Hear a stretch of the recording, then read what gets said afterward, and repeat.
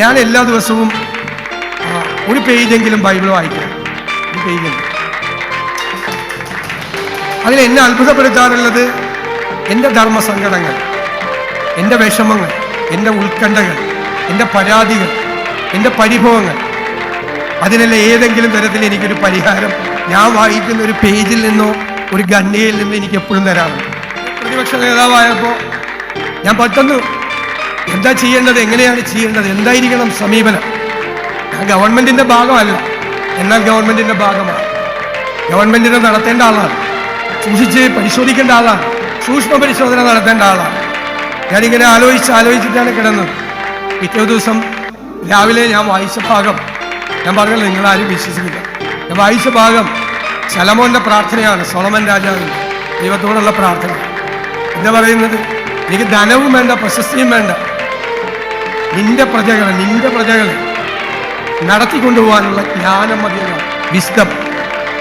പിന്നെ ഞാനിപ്പോഴും പ്രാർത്ഥിക്കുന്നത് അത് തന്നെയാണ്. വേറൊന്നും വേണ്ട, ധനവും വേണ്ട, പ്രശസ്തിയും വേണ്ട, നിന്റെ പ്രജകളാണ്, അവരെ നടത്തിക്കൊണ്ടുപോകാൻ വേണ്ടിയിട്ടുള്ള ജ്ഞാനം മാത്രം മതിയാണ്. ഒരു ദിവസം ഒരു കുടുംബം എന്നെ കാണാൻ വന്നു. വളരെ ദാരിദ്ര്യം അനുഭവിക്കുന്ന കുടുംബമാണ്. എല്ലാവരും കൂടി വന്നു. ഒരാൾക്ക് ജോലി വാങ്ങിച്ചു കൊടുക്കണമെന്നാണ്. കുടുംബം വലിയ കഷ്ടത്തിലാണ്. ഞാൻ 2-3 ദിവസക്കാലം വളരെ പ്രയാസപ്പെട്ടു, വളരെ ബുദ്ധിമുട്ടി. എൻ്റെ ഒരു സുഹൃത്തിൻ്റെ സ്ഥാപനത്തിൽ അയാളുമായി ഞാൻ വഴക്ക്. ജോലി വാങ്ങിച്ചു. ആളെന്നെ വിളിച്ചു പറഞ്ഞു ജോലി കൊടുത്തിട്ടുണ്ട്, ആൾ വന്ന് ജോയിൻ ചെയ്തു എന്ന് പറഞ്ഞു. ജോലി വാങ്ങിച്ചു കൊടുത്ത ആളെ എന്നെ വിളിച്ചില്ല, എന്നെ കണ്ടുമില്ല. ഞാൻ രാത്രി കിടക്കാൻ നേരത്തെ എനിക്ക് ഭയങ്കര സങ്കടമായി. ഇത്രയും കഷ്ടപ്പെട്ട ഒരാൾക്ക് ജോലി വാങ്ങിച്ചു കൊടുത്തു. അങ്ങനെയൊക്കെ സാധാരണയുള്ള അനുഭവങ്ങളാണ്. ആദ്യമില്ലല്ലോ എന്നോട്. ഞാൻ വിഷമിച്ചാണ് കിടന്നത്. പിറ്റേ ദിവസം ഞാൻ വായിച്ച പേജ് ഇങ്ങനെ തുറന്നപ്പോൾ പേജ് ഗലീലയിൽ നിന്നും ജെറുസലേമിലേക്ക് ക്രിസ്തു യാത്ര ചെയ്യുമ്പോൾ 10 കുഷ്ഠരോഗികളെ കാണാനാണ്. അവർ വന്ന് സങ്കടം പറയാം. അപ്പം അദ്ദേഹം പറഞ്ഞു, ഈ പുരോഹിതനെ കണ്ടോ, എല്ലാം ശരിയാവുമെന്ന്. എല്ലാ അസുഖവും മാറിക്കഴിഞ്ഞിട്ട് ഒരാൾ മാത്രം വന്ന് അദ്ദേഹത്തെ കണ്ട് ദൈവത്തെ സ്തുതിക്കുക.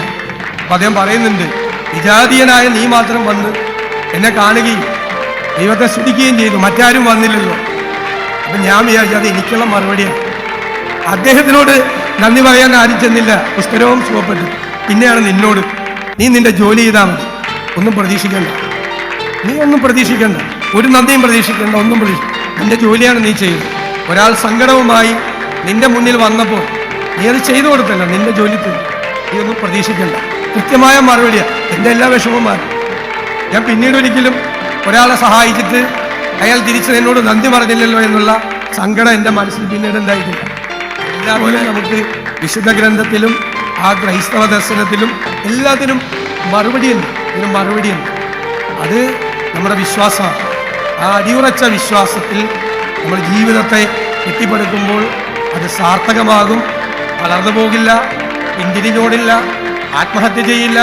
ഞാൻ പറഞ്ഞല്ലോ, യോദ്ധാവിനെ പോലെ അവൻ കൂടെയുണ്ട് എന്നുള്ള ആത്മവിശ്വാസം.